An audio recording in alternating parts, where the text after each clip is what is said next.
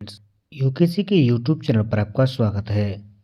आज हम KVS PRT भर्ती परीक्षा 2023 के लिए सामान्य हिंदी के 30 महत्वपूर्ण प्रश्नों को करेंगे।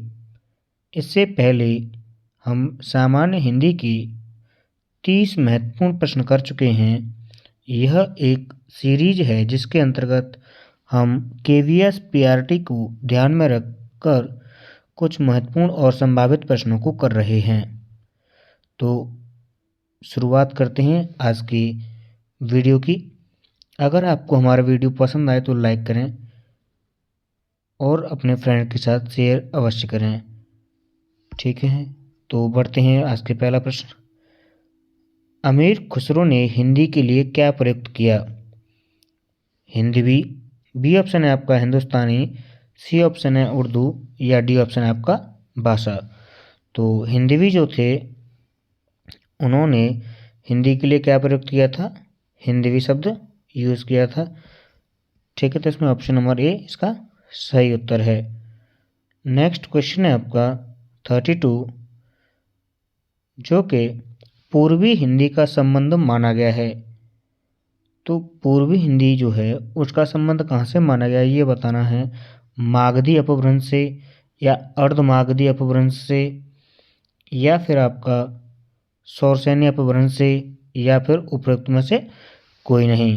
तो जो पूर्वी हिंदी का जो संबंध माना जाता है वह माना जाता है आपका अर्धमागधी अपभ्रंश से। और पूर्वी हिंदी की जो बोलियां हैं वो भोजपुरी है, मगही है, मैथिली है, गढ़वाली है और इसके अलावा कुमाऊनी है। इसके जो क्षेत्र हैं ये जो बोली जाती है ये बिहार में बोली जाएगी आपकी, ये झारखंड में बोली जाएगी, उत्तराखंड में बोली जाएगी, हिमाचल प्रदेश में बोली जाएगी।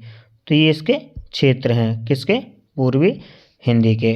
ठीक है, नेक्स्ट क्वेश्चन है आपका हिंदी की कितनी बोलियां हैं? तो पहला ऑप्शन है आपका 20, दूसरा ऑप्शन है 18, तीसरा ऑप्शन है आपका 15 या डी ऑप्शन है आपका 17। तो जो हिंदी की बोलियां हैं वह हैं आपकी 18, यानी इसमें आपका बी ऑप्शन इसका सही आंसर है। तो वो 18 बोलियां जो हैं वो कौन कौन सी, एक बार रिवाइज कर लेते हैं उनको। कि जैसे आपकी राजस्थानी हो गई, मारवाड़ी हो गई, मारवाड़ी के अलावा जो आपकी सिंधी है, ठीक है, सिंधी के अलावा ब्रजभाषा के वाला खड़ी बोली के बाद आपकी हरियाणवी। तो आदि ये जो भाषाएं हैं ये आपकी हिंदी की बोलियों के अंतर्गत आती है। आपको संख्या ध्यान रखनी, कितनी बोलियां हैं? 18। ठीक है, क्वेश्चन नंबर नेक्स्ट है आपका राजकीय कार्यों में प्रयुक्त होने वाली भाषा कहलाती है? राजभाषा, राष्ट्रभाषा, मानक भाषा या लोक भाषा। तो राजकीय जो सरकारी कामकाज होता है उसमें जो प्रयुक्त करने वाली जो भाषा होती है उसे हम कहते हैं राजभाषा। तो ऑप्शन नंबर ए इसका आंसर सही होगा। क्वेश्चन नंबर 35 है भारत में भाषाओं का साहित्यिक विकास क्रम माना जाता है। तो जो भारत में भाषाओं का साहित्यिक क्रम विकास है वो किस प्रकार से माना जाता है? संस्कृति, पहला है आपका ऑप्शन संस्कृत, पाली, प्राकृत या अपभ्रंश, इस प्रकार से भाषा का विकास हुआ है साहित्यिक भाषा का। या दूसरा ऑप्शन है आपका संस्कृत, प्राकृत, पाली या अपभ्रंश। तीसरा ऑप्शन है आपका संस्कृत, अपभ्रंश, पाली या प्राकृत। या फिर नेक्स्ट ऑप्शन जो है वह है आपका पाली, संस्कृत, प्राकृत या फिर अपभ्रंश। तो जो आपकी भाषाएं हैं भारत में, तो इनका जो साहित्यिक विकास क्रम है वह इस प्रकार से है कि सबसे पहले आपका संस्कृत के बाद आपकी पाली के बाद प्राकृत के बाद अपभ्रंश के बाद आपकी सौरसेनी जो होती है वो। तो ठीक है, ये आपका क्या है? विकास क्रम है आपकी जो भारतीय भाषा हैं उनका। ठीक है, तो इसमें ऑप्शन नंबर आपका ये सही होगा। नेक्स्ट क्वेश्चन है आपका निम्न में से कौन पूर्वी हिंदी की बोली नहीं है? पूर्वी हिंदी की बोली नहीं है। तो इसमें आपका पहला ऑप्शन है ब्रज, दूसरा ऑप्शन है आपका बघेली, तीसरा ऑप्शन है आपका अवधी और नेक्स्ट जो ऑप्शन है वो है आपका छत्तीसगढ़ी। तो पूर्वी हिंदी के अंतर्गत जो आपकी बोलियां हैं वो बघेली भी है, अवधी भी है और इसके अलावा आपकी छत्तीसगढ़ी भी है। तो इसमें नहीं पूछा गया है तो वो है आपकी ब्रज। और ब्रज कहाँ की भाषा है आपकी? ये जो आपकी है पश्चिमी जो हिंदी है वहाँ की ये बोली है। ठीक है, नेक्स्ट क्वेश्चन देखिए। नेक्स्ट क्वेश्चन है इसमें, निम्नलिखित में से कौन एक भाषा है? मेवाती, पाली, मारवाड़ी, बुंदेली। इसमें आपसे ध्यान रखिए भाषा पूछा गया है कि इनमें से कौन सी एक भाषा है। तो देखिए मेवाती, मारवाड़ी और Bundeli, option A, option C और ऑप्शन डी जो हैं ये क्या हैं आपकी? ये बोलियां हैं, बुंदेली, मारवाड़ी और मेवाती। जबकि जो पाली है वह पाली क्या है आपकी? भाषा है। ठीक है, तो इसमें ऑप्शन नंबर बी आपका सही आंसर है कि इनमें से कौन सी एक भाषा है। नेक्स्ट क्वेश्चन है 38, निम्न में लिखित में से किसने मैथिली में भी 5 रचनाएं की हैं? यानी वे कौन से रचनाकार हैं जिन्होंने मैथिली भाषा में भी 5 रचनाएं की हैं? तो जयदेव हैं, विद्यापति हैं, सूरदास हैं या बिहारी हैं।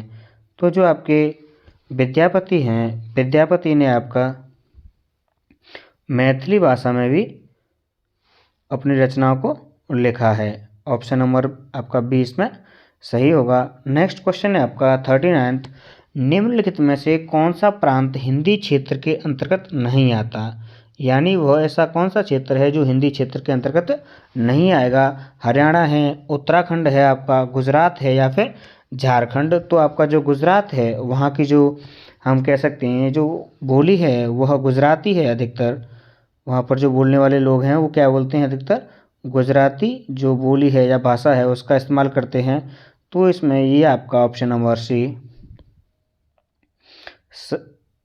जो होगा वह हिंदी भाषा के अंतर्गत नहीं आएगा। ठीक है, क्वेश्चन नंबर 39 का आंसर सी।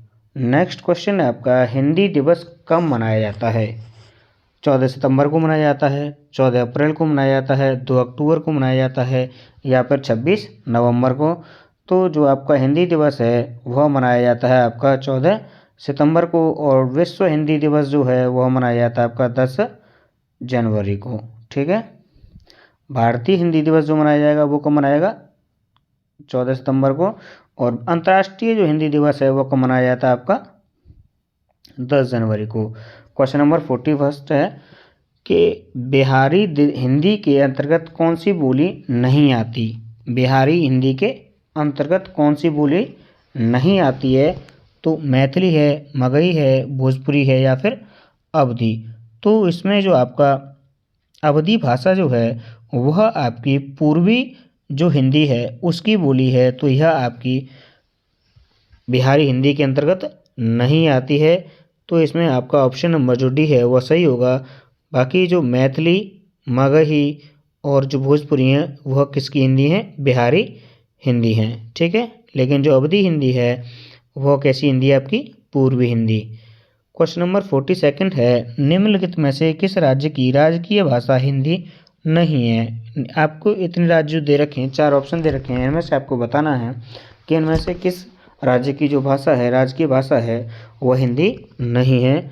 तो देखिए इसमें जो आपकी राजकीय भाषा नहीं है वह क्या है आपकी? पंजाब की नहीं है, क्योंकि पंजाब में पंजाबी भाषा, पंजाबी जो बोली है वो अधिकतर बोली जाती है। और इसमें हरियाणा जो आपका हो गया, हरियाणा, उत्तराखंड, मध्य प्रदेश, उत्तर प्रदेश सहित जो आपका उत्तर भारत का जो क्षेत्र है अधिकतर वे हिंदी राज्य वाले क्षेत्र हैं। लेकिन इसमें पंजाब जो है वो हिंदी भाषा यहाँ की राजकीय भाषा नहीं है। तो इसमें ऑप्शन नंबर फर्स्ट इसका आंसर सही है। नेक्स्ट है आपका, किस देश में हिंदी बोली तथा लिखी जाती है?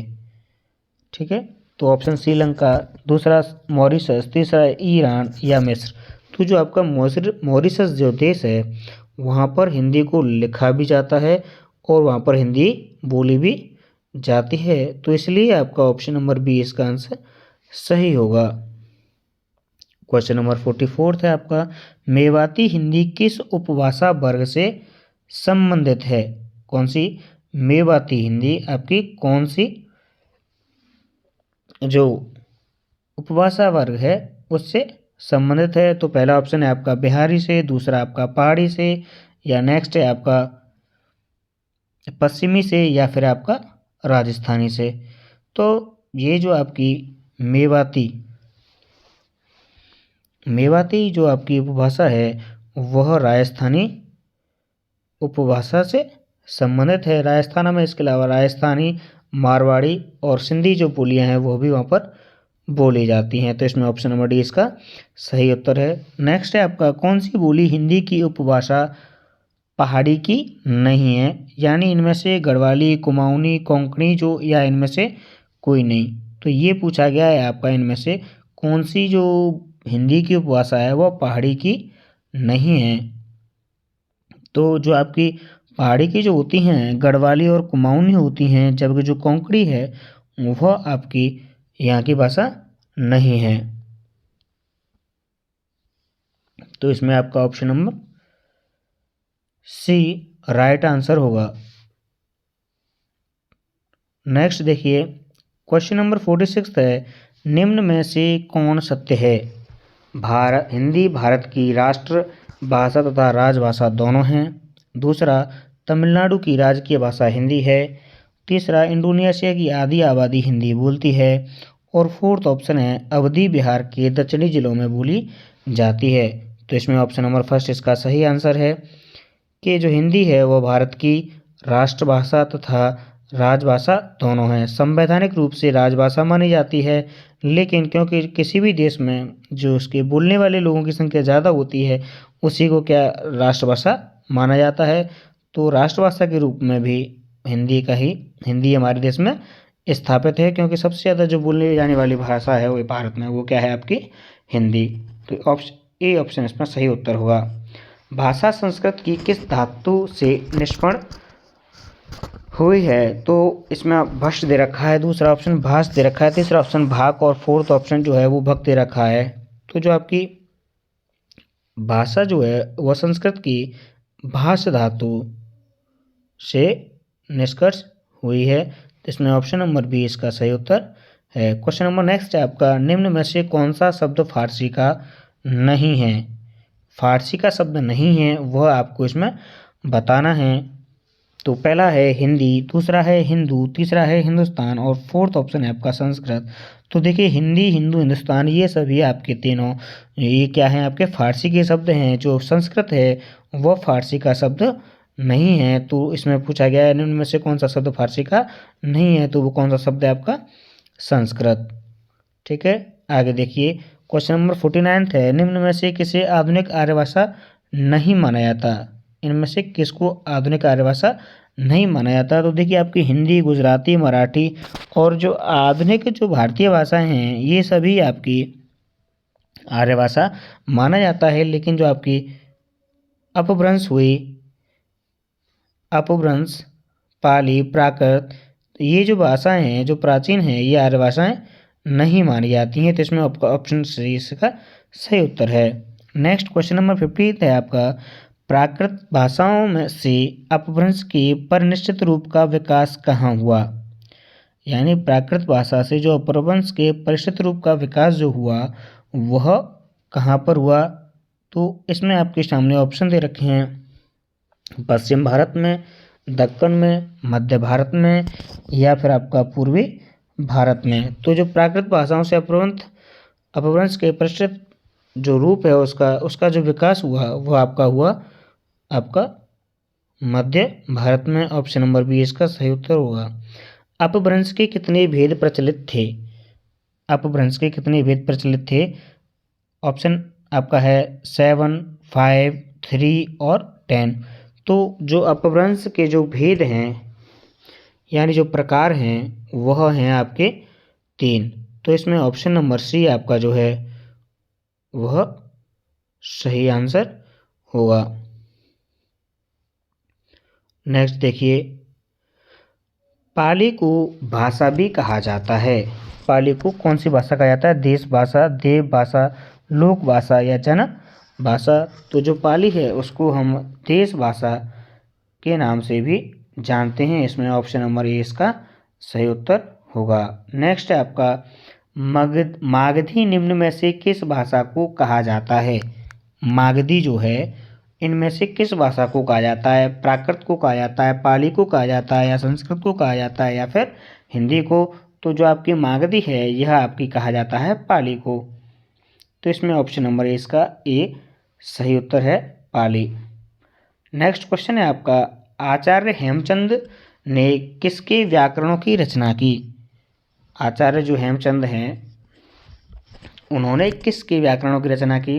प्राकृत तथा अपभ्रंश के व्याकरणों की रचना की, या संस्कृत तथा प्राकृत की रचना की, या अपभ्रंश तथा हिंदी के व्याकरणों की रचना की? और डी ऑप्शन है आपका, संस्कृत तथा हिंदी के व्याकरणों की रचना की। तो जो आपके आचार्य हेमंत हैं उन्होंने प्राकृत और जो अपभ्रंश है उसके व्याकरणों की रचना की है आचार्य हेमचंद ने। ध्यान रखने वाली बात है, आचार्य हेमचंद ने किसके व्याकरणों की रचना की है? वो है आपका प्राकृत और अपभ्रंश। नेक्स्ट है आपका, निम्न में से कौन प्राकृत का भेद नहीं है? प्राकृत जो भाषा है उनमें से कौन सा इसका भेद नहीं है? तो पहला ऑप्शन है आपका शूरसेनी, अर्ध मागधी, कौशली या पैशाची।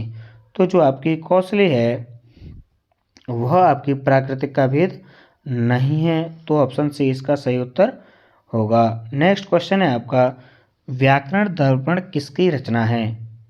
तो आपका पहला ऑप्शन है शिवपूजन सहाय की, किशोरीदास वाजपेयी की, रामचंद्र शुक्ल की, या श्याम सुंदर दास की। तो जो आपकी व्याकरण दर्पण है यह शिवपूजन सहाय द्वारा लिखी गई एक रचना है। ध्यान रखना, व्याकरण दर्पण किसकी रचना है? शिवपूजन सहाय। हिंदी शब्द का प्रयोग सर्वप्रथम किस भाषा की रचना में हुआ? जो हिंदी आज हम बोलते हैं या हिंदी जो शब्द है, इस शब्द का प्रयोग सर्वप्रथम किस भाषा की रचना में हुआ था? संस्कृत में हुआ था, पाली में हुआ था, या फिर प्राकृत में हुआ था, या फिर फारसी में? तो इससे पहले भी प्रश्न आया था एक, तो उसमें भी हमने बात की थी हिंदी, हिंदू, हिंदुस्तान ये सभी किससे संबंधित शब्द हैं? फारसी से। तो यहाँ भी ये जो है आपका हिंदी शब्द किससे मैच हो जाएगा? आपका फारसी से। ठीक है, तो इसमें ऑप्शन नंबर डी इसका सही आंसर होगा कि जो हिंदी शब्द का सर्वप्रथम प्रयोग जो किया गया था वो फारसी भाषा में किया गया था। नेक्स्ट क्वेश्चन है आपका 58th, भारत में बोलियों की संख्या कितनी निर्धारित की गई है? यानी निर्धारित बोलियां कितनी बोली जाती हैं भारत में? तो 650, 436 या 18 या फिर आपका 32। तो जो भारत में निर्धारित बोलियों की संख्या है वो है आपकी 436, यानी 436 बोलियां हैं जो निर्धारित की गई हैं। नेक्स्ट क्वेश्चन देखिए, कौन रचनाकार अवधि क्षेत्र का नहीं था? आपके 4 रचनाकार दे रखे हैं, इनमें से आपको बताना है कि ये इनमें से कौन सा जो रचनाकार है वह अवधि क्षेत्र से संबंध नहीं रखता है। जो आपके देखो प्रेमचंद हैं, जयशंकर प्रसाद हैं, या भारतेंदु हैं, ये तीनों आपके अवधि क्षेत्र के हिस्से में ही आते हैं, जबकि जो जैनेन्द्र हैं वह इस क्षेत्र से संबंध नहीं रखते। तो इसमें ऑप्शन डी इसका सही उत्तर होगा। आज का अंतिम प्रश्न है, तुलसीदास की रचना रामचरितमानस किस बोली की शास्त्रीय रचना है? तो जो तुलसीदास द्वारा रामचरितमानस की रचना की गई है वह किस की रचना मानी जाती है? या शास्त्रज्ञ की जगह पे हम कह सकते हैं कि जो साहित्यिक रचना है वो किसकी मानी जाती है, किस भाषा की मानी जाती है, या बोली की मानी जाती है? तो वो आपका ऑप्शन है अवधी की मानी जाती है, मैथिली की मानी जाती है, ब्रज की, या मगही की। तो तुलसीदास द्वारा जो रचित रामचरितमानस है उसकी जो बोली है वो कैसी आपकी भाषा के हैं हम? अवधी है। ठीक है, तो इसमें ऑप्शन नंबर ए सही है। तो ये थे आज के 30 महत्वपूर्ण अन्य प्रश्न। ये सभी आपके जो हिंदी सामान्य हिंदी से संबंधित एक प्रश्नों की महत्वपूर्ण प्रश्नों की श्रृंखला चलाई जा रही है, उसका ये दूसरा पार्ट है। अगर आपको हमारी ये वीडियो पसंद आए तो लाइक करें। अगर आप अपने फ्रेंड्स के साथ करेंगे, शेयर करेंगे तो अच्छा लगेगा। बाकी सब ठीक है। अगर कोई शिकायत या सुझाव हो तो आप हमें बता सकते हैं। अगर कोई गलती हो रही हो तो आप हमें बेझिझक बता सकते हैं, जिसको हम सुधारने का प्रयास करेंगे। ठीक है, तो आज के लिए बस इतना ही। Thank you for watching.